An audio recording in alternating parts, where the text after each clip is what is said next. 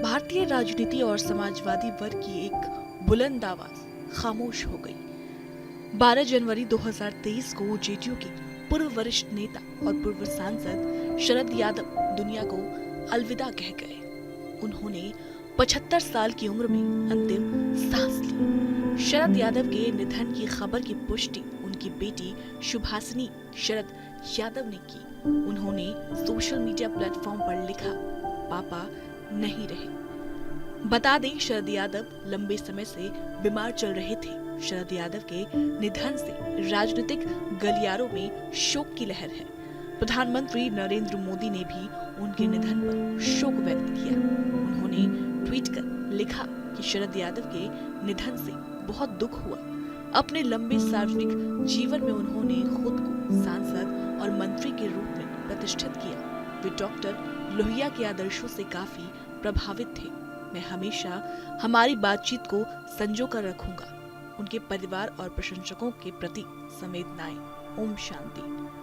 आपको बता दें, जमीनी राजनीति से आगे आए शरद यादव हमेशा धोती और कुर्ता पहनना पसंद करते थे। वे आपातकाल से उपजे उन सब नेताओं में से एक थे जिन्होंने कट्टर गैर कांग्रेस वाद का समर्थक होकर राष्ट्रीय राजनीति में खुद के लिए जगह बनाई।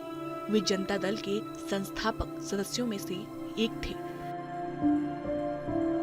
शरद यादव का जन्म 1 जुलाई 1947 को मध्य प्रदेश के होशंगाबाद के बंदाई गांव के एक किसान परिवार में हुई थी। जबलपुर इंजीनियरिंग कॉलेज से इंजीनियरिंग में उन्होंने गोल्ड मेडल हासिल किया था। शरद इस दौरान राजनीति से प्रभावित हुए थे और उन्होंने न केवल कॉलेज में छात्र संघ का चुनाव लड़ा और जबलपुर इंजीनियरिंग कॉलेज के छात्र संघ के अध्यक्ष भी चुने गए। वे एक कुशल वक्ता भी थे। जब शरद यादव छात्र राजनीति में मशगूल थे, तब देश में लोकनायक जयप्रकाश नारायण के लोकतंत्रवाद और डॉक्टर राम मनोहर लोहिया के समाजवाद की क्रांति की लहरें परवान चढ़ रही थी। शरद यादव भेन से खासे प्रभावित हुए। डॉक्टर लोहिया के समाजवादी विचारों से प्रेरित होकर शरद ने अपने सियासी सफर की शुरुआत की। आपातकाल के दौरान मीसाबंदी बनकर जेल भी गए।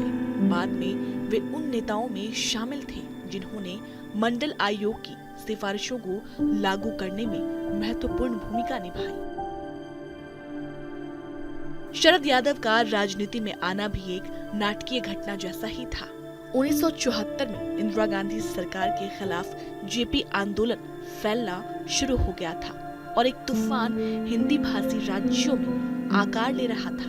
तभी मध्य प्रदेश के जबलपुर से कांग्रेस सांसद की अचानक निधन हो गई और जयप्रकाश नारायण ने उपचुनाव में कांग्रेस के मुकाबले एक युवा छात्र को संयुक्त विपक्ष का उम्मीदवार बनाया। 27 साल के शरद यादव ने कांग्रेस उम्मीदवार को हराने के साथ ही एक इतिहास रच दिया।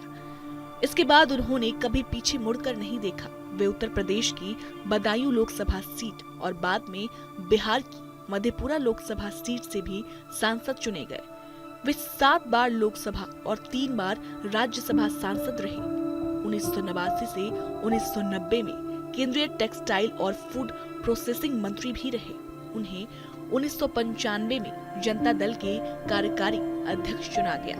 1997 में जनता दल के राष्ट्रीय अध्यक्ष बनने और 1998 में जॉर्ज फर्नांडिस के सहयोग से जनता दल यूनाइटेड पार्टी बनाई और एनडीए में शामिल होकर केंद्र सरकार में फिर से मंत्री बने। 2014 के लोकसभा चुनाव में उन्हें मधेपुरा सीट से हार का सामना करना पड़ा। हालांकि जीवन के अंतिम पड़ाव में अपने घनिष्ठ सहयोगी और बिहार के मुख्यमंत्री नीतीश कुमार से मनमुटाव भी हुआ। इसलिए शरद यादव ने जेडीयू से नाता तोड़ लिया था। छात्र राजनीति से संसद तक का सफर तय करने वाले शरद यादव ने मध्य प्रदेश मूल का होते हुए भी अपने राजनीतिक जीवन की धुरी बिहार और उत्तर प्रदेश की सियासत से बनाई। शरद यादव ने मध्य प्रदेश, उत्तर प्रदेश और फिर बिहार में अपना राजनीतिक दबदबा दिखाया और राष्ट्र राजनीति में अपना अलग स्थान बनाया। शरद यादव का भले ही जन्म मध्य प्रदेश में हुआ हो, लेकिन उनकी छात्र राजनीति में कॉलेज के पंचायत से लेकर लोकतंत्र की सबसे बड़ी अदालत संसद तक उनकी आवाज गूंजती रही, जो गुरुवार को हमेशा हमेशा के लिए शांत हो गई। उनका अंतिम संस्कार 14 जनवरी को उनके पैतृक गांव बम्बई में किया जाएगा।